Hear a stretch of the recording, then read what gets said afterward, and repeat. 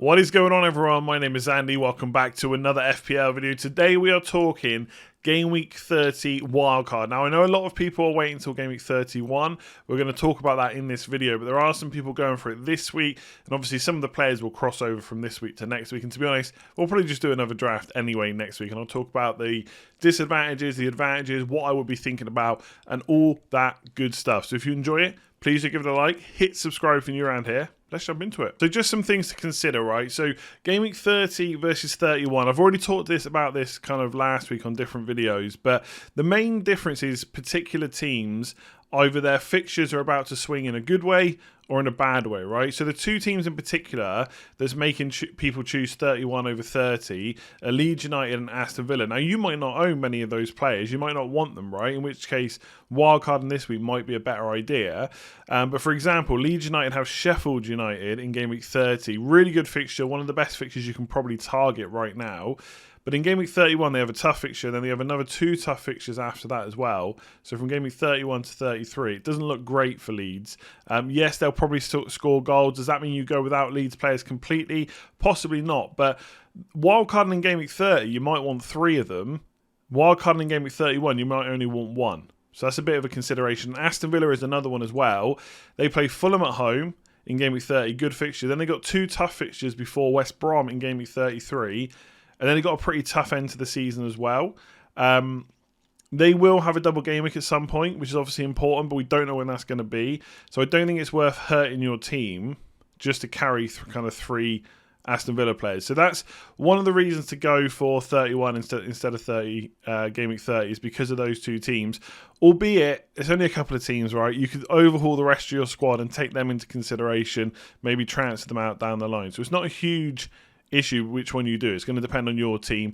Planning ahead, obviously, key things to look at. Captaincy, we're going to come on to. Fixtures, we're going to come on to. I mean, fixtures is a big one. But also, I think you want to be kind of looking maybe 3 or 4 game weeks ahead. It seems like we're nearly at the end of the season, which we obviously are, but we pretty much have a quarter of the season to go. There's 9 game weeks left, right? We've got a blank in 33. We've got still some double game weeks to be rearranged. There might even be more after that. There's a lot of points to play for. And so while it's good to have one eye on the end of the season, so you might want to bring in a goalkeeper or a defender that's going to do you good all the way from now until the end of the season, you've got transfers to make, right? The next 3 to 4 game weeks are probably the key areas you want to look at right now, and not plan too far ahead. But obviously, cheaper bench might come into that. We've kind of gone past the stage now, I would say, of needing a full playing bench of players that are a bit more expensive than normal. We can probably go back to having like 4.5 million defenders as the absolute max, maybe a Rafinha or someone like that, but that's it. I wouldn't be spending too much more unless I absolutely had to. I would be taking as much money out of my bench as I could and leaving myself flexible for future moves, and that also includes perhaps putting a little bit less money in defence as well, but we'll come on to that when we go through the draft. And Game Week 33 blanks, so there are going to be, like I said, more double game weeks, but we can't be sure when they're going to be. But we know there's a blank in Game Week 33. So the two big teams that are going to blank are Man City and Spurs. And so you've got to take that into consideration when you wildcard, right? You don't want to be having 3 City, 3 Spurs. And if you've got no free hit, then Game Week 33 becomes a problem. You're then going to have to use transfers to get rid of the players you've just brought in on wildcard. That is something to think about. If you've got the free hit, perhaps you can just use it in Game Week 33. But that's going to change depending on your kind of chip status. So that's some things to consider. Let's look at fixtures and captaincy. So I'm not going to lie, I've literally nicked this from a previous game week preview video that I did. So I'm not going to go into great detail for a few reasons. One, we'll kind of touch on this in the drafts of which teams I'm targeting. And 2, I'm going to do a fixtures video tomorrow to talk about specific players. But these are just some of the teams where the fixtures do swing soon. When we say swing, it means they're going to get good, right? Not necessarily that they're bad right now, but they're going to get much better. So Arsenal, if anyone watched my video recently, the deadline stream, I bought in Tierney exactly for this fixture run. Sheffield United, Fulham, Newcastle, West Brom, all green fixtures. I would say even the Everton potentially is a green fixture, depending on if you're looking at attack versus defence. Wolves fixtures brilliant, especially for defensive returns, I would say. Leicester really good from game week 32, so Iheanacho's on everyone's lists right now. Maybe Jamie Vardy if you've got a bit more money to spend. Liverpool looking good for fixtures. We'll come on to whether they should be in our teams. And then Chelsea fixtures are great as well. Their defence is looking amazing. There's perhaps some punch you could go for as well when it comes to attack. But these are kind of 5 of the teams that people would look at. And also, like I just said, teams like Leeds and Villa, their fixtures are going to get much more difficult. So if you're looking at a team that doesn't have a wild card, like my one, for example, I have 4 players from Villa and Leeds, and that is potentially a problem soon. I'm probably going to start to look to get rid of some of them. Martinez maybe to Mendy, obviously Chelsea on this list. It could be Rafinha to Jota, Liverpool on the list, for example. But these are some of the fixtures. And the other thing I would definitely consider, and obviously this is a big part of it, but there are other teams still, like Man United, Spurs, Man City, not on this list, that do have some good fixtures to come. And therefore, they're a big part of the captaincy equation. So let's look at that. Now, hopefully you can read this okay.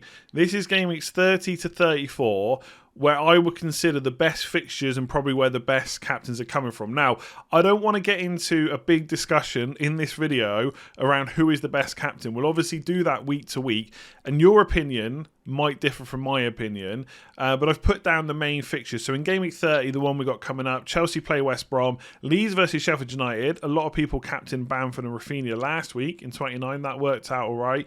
Sheffield United probably an easier fixture than Fulham as well. Newcastle versus Spurs, which is obviously good for Kane and co. And Man United versus Brighton. I haven't forgotten about Bruno Fernandes, even though I don't own him.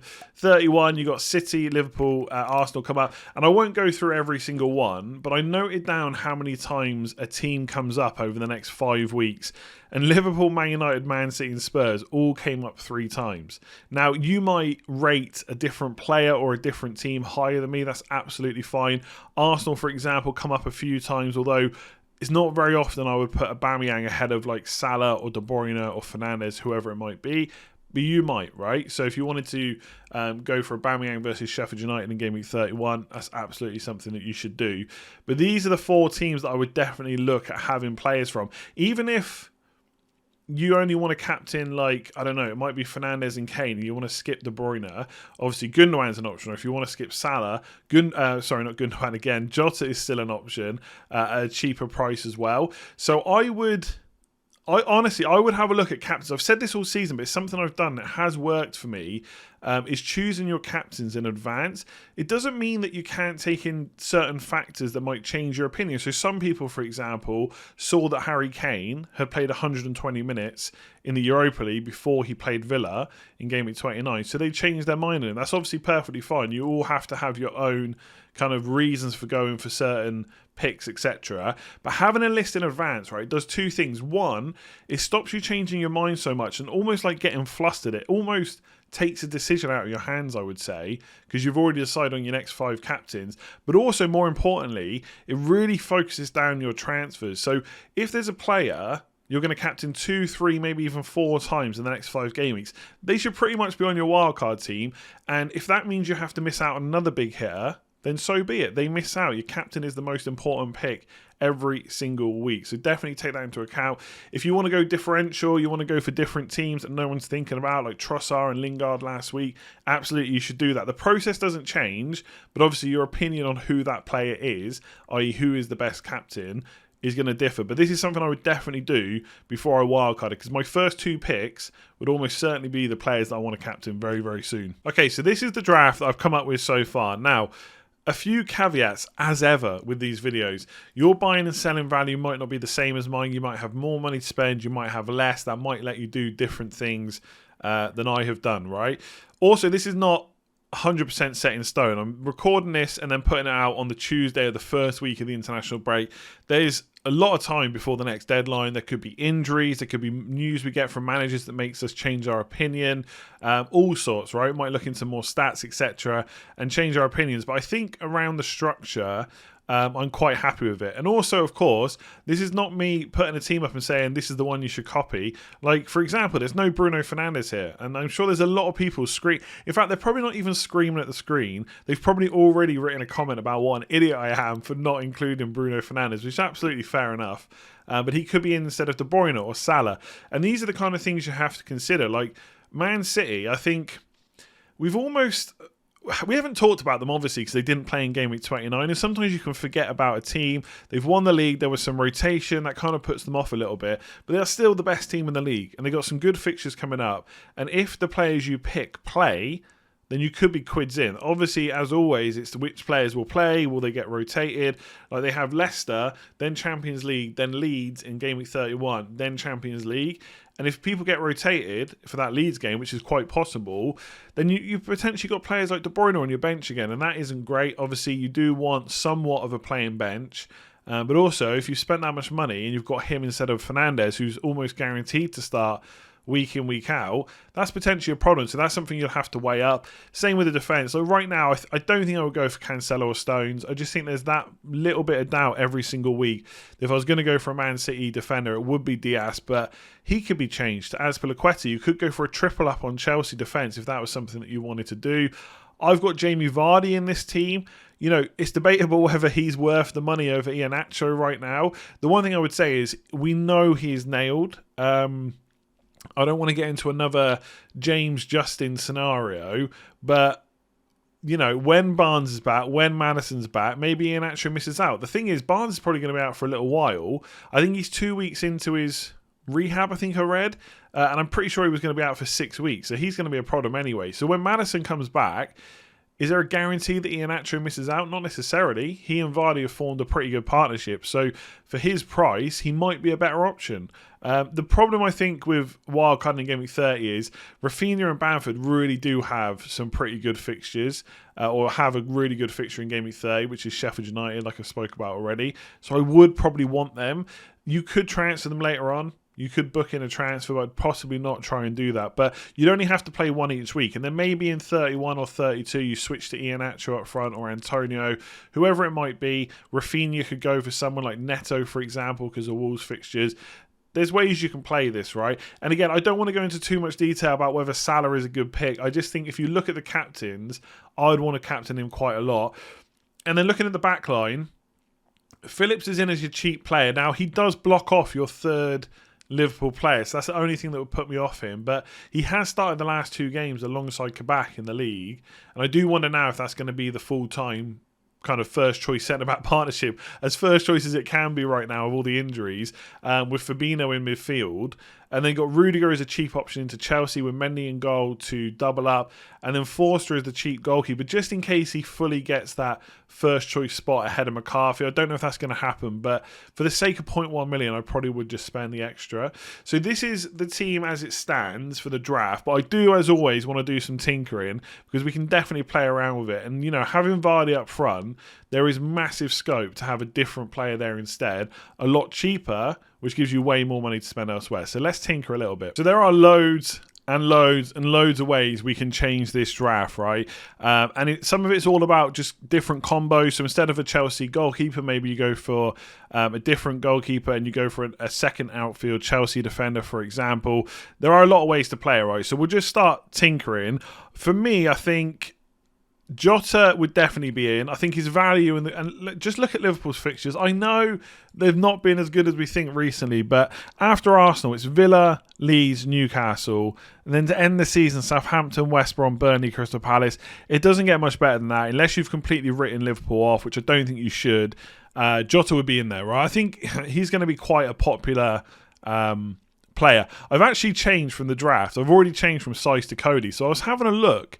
Now, you shouldn't go necessarily on small sample sizes, but Cody back in the day was not even allowed to enter the opposition box, and now he is. And I looked at the last 6 matches, and he's taken more shots than Size. So for 0.1 million less, and he's absolutely nailed as well, Cody, I'd probably just go for him instead of Size. You don't necessarily have to go for a Wolves defender at all. Like, some people will say they're perhaps going to be on the beach soon because they're going to be safe from relegation. They're probably not going to be pushing European spots or something like that. So instead of Mendy, for example, you could go for Azpilicueta, who would probably be the most nailed Chelsea defender, and then go for perhaps an Arsenal defender if you didn't want to go for Wolves. So you go for Leno. So as I mentioned just a minute ago, Arsenal's fixtures coming up. They're great. Like, I've got Tierney in my own team because of the fixtures they have from Game Week 31 onwards. Obviously, he wouldn't be ideal for this week, but you know, if you are wildcard in Game Week 30, you've got to think ahead. Now, you'd have to make some money up here. The easiest way would be to get rid of De Bruyne or Salah or maybe even Jamie Vardy, depending on which way you want to go. Perhaps you want to bring in Bruno Fernandes instead. So I think between De Bruyne and Salah, most people are more likely to keep Salah still. It's just this Game Week 31 against Leeds. It just looks so good for captaincy. It was something I would strongly consider before you take him out. But I put Bruno Fernandes in because I know the people love him for absolutely good reasons, to be honest. And we still got to make 0.4 million up. Now, one of the places I would possibly consider doing it is Diaz. But Jamie Vardy is another one. Like, if you wanted to stay cheap up front, and you didn't want... I wouldn't necessarily go for Iheanacho or Vardy straight away. Like, Game Week 31's West Ham away. I mean, Arsenal have just scored 3 against them, but in general, I would say they're a fairly decent defence. But for Game Week 32 onwards, they're looking great. So you could just go for a cheaper striker for now instead. That could be Calvert-Lewin, for example. So his fixture this week is... Or Richarlison. His fixture is Palace, then Brighton. Then it gets fairly tough.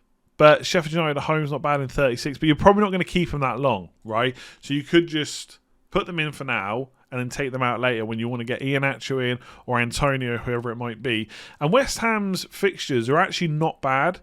So initially, Wolves and Leicester, not great, but then it's Newcastle, Chelsea's difficult, Burnley, Everton, Brighton, West Brom, Southampton to end the season. They're great fixtures. Like, if he stays fit and they're still pushing for European spots, I'm definitely keeping Antonio. So he is someone that you could just put in right now.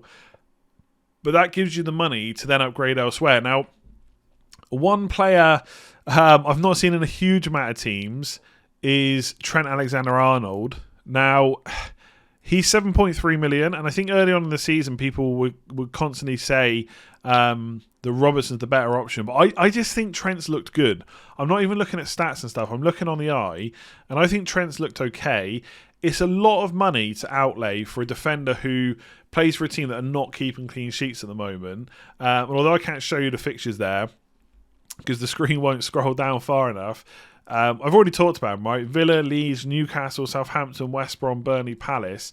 If any defender is going to get big returns, then why not be a Liverpool defender? Obviously, you'd have to change Nat Phillips, but you could go for someone cheaper. But if you wanted to get your Wolves defender still, you could and have massive backup. This is the kind of team that I think I would probably go for. I wouldn't want to completely disregard Man City players, so someone like Gundogan would be in. And then up front, Bamford's in there, but he could be Antonio, etc. So let me know what you think of this draft. There's lots of players you can change around. Who have I missed? Like Neto could be in there, for example, as a cheap player. Who have I missed, and who would you absolutely not have who I've selected? Let me know in the comments below. So there we go. That is it for this one. Please do give it a like if you've enjoyed it, and hit subscribe if you're new around here. I'm sure that draft would change a little bit the further we get towards the deadline, but I don't think massively. I think the structure is there, the players are there, and I think specifically defence is probably where I would overhaul most teams right now. And in midfield, it's really going to depend on your preferences. So like I said, leave me a comment below. Let me know what you think. If you've got any other questions, I do have a bit more content planned for the first week of the international break. So there's more coming this week and probably at the weekend. And then next week we'll be into the normal content like the transfer tip stuff, team selection, all that stuff. So loads to come. Hopefully this wasn't too bad to listen to. My voice was going quite a bit and I had to do a few retakes, but hopefully it wasn't too bad.